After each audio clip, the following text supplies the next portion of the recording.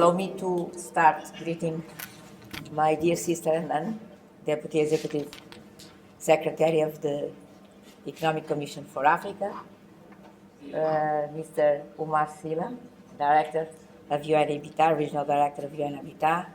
And Jean-Paul, we have been a long time friends, a long way. Thank you. Good morning to everybody, and particularly the countries that are presenting or they are going to present the VNRs. We are here to, and I hope I will try to deliver this in 4 minutes. And Paul, if I start going beyond the 4 minutes, please tell me. We are here to assess the progress, or to start assessing the progress of 4 SDGs for 2023. SDG 6, 7, 9, 11, and 17. Among those, for me, based on my experience and the ODA strategic agenda, SDG 17 is the game changer. Is the game changer. Is the one that has the potential to break the vicious cycle. I have been defending that from a policy-making standpoint, does not make sense to put all SDGs with the same level of priority and acting on those at the same time. There is a need for us to identify the game changers, the drivers and the enablers. And in this case, SDG 17 is the game changer, the one that has that potential to break the vicious cycle.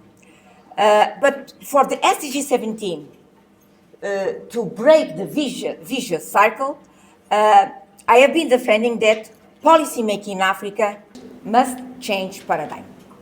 If we do not change the paradigm, we will be unable to unleash the game changer potential of SDG 17. And out of the SDG 17, I would like to underscore particular 3 targets that for me are critical. Target 17.1, that deals with domestic resource mobilization. Target 17.3, that deals with additional sources or additional financial resources for developing countries. In a certain way, you can link this 17.3 to the need for African countries to tap international markets in a better position. And 17.4, that deals with debt sustainability. These are the 3 targets out of the SDG 17 that I believe should deserve a particular attention from African policymakers. The question is, when we mention the change in paradigm, what are you talking about? And I will try to be very brief. Everybody, and it is my impression, of course, you can have a different opinion. I do believe that from a policy-making standpoint, we have been completely focused on sustainable development. Completely. I would make with a question mark.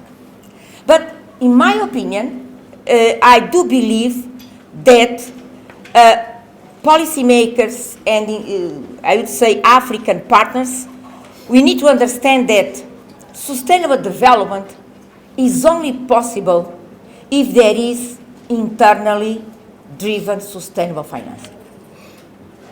It's impossible to deliver sustainable development if internally you don't drive sustainable financing. And this is the reason maybe that we have been unable and you are in delay in terms of delivering the SDGs. Because I do believe that the Africans' policy-making mindset, and I have been saying that in the past, I would say maybe 10 years, is that sometimes I have the impression that we need to stop equating the business of managing poverty with development. They are 2 different animals. And when you understand that we need to move from managing poverty to manage development, we will be in a better position to identify out of the 17 SDGs what are the drivers the game changers and the enablers, because they play different roles. If you agree that SDG 17 is the game changer, and you will link, of course, to domestic resource mobilization, I do believe the next step is to recognize that the driver from a financing for development standpoint in Africa is not ODA. It's not ODA. It's domestic resource mobilization. And I can provide you a very quickly number. In 2019 is the last figure that I have, unfortunately. Domestic revenues plus private savings were $800 billion. ODA was 55. As we speak in this room, Africa already finances its own development. It's not the opposite. We are already financing our own development.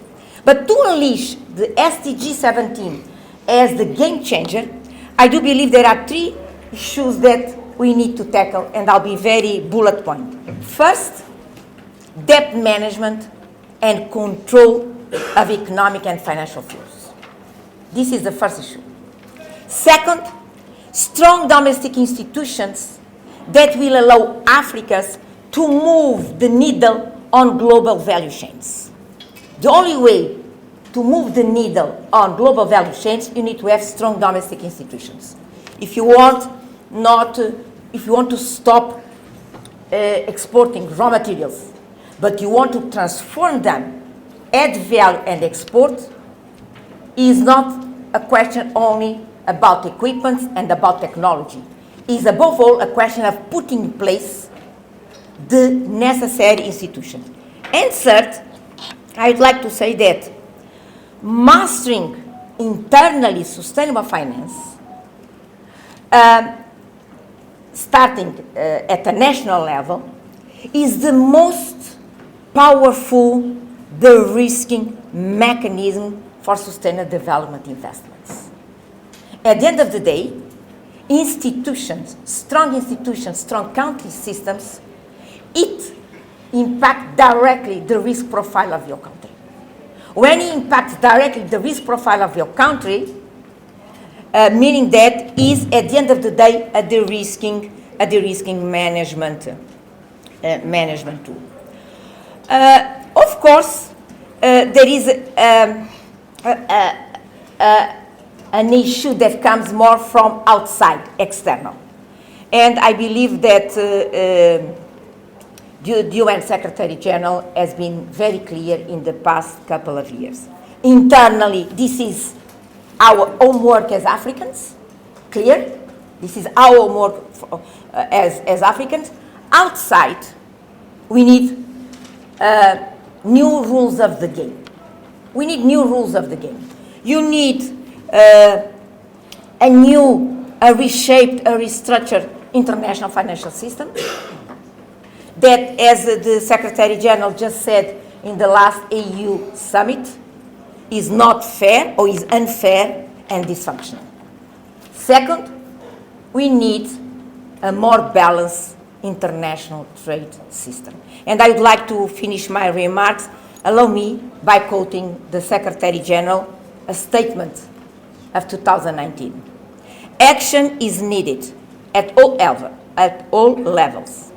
Our shared challenge is to make the international trade and financial system fit for purpose to advance sustainable development and promote fair globalization. And I stop here, thanking everybody, particularly thanking my dear colleagues from the Economic Commission for Africa. Back to you, John.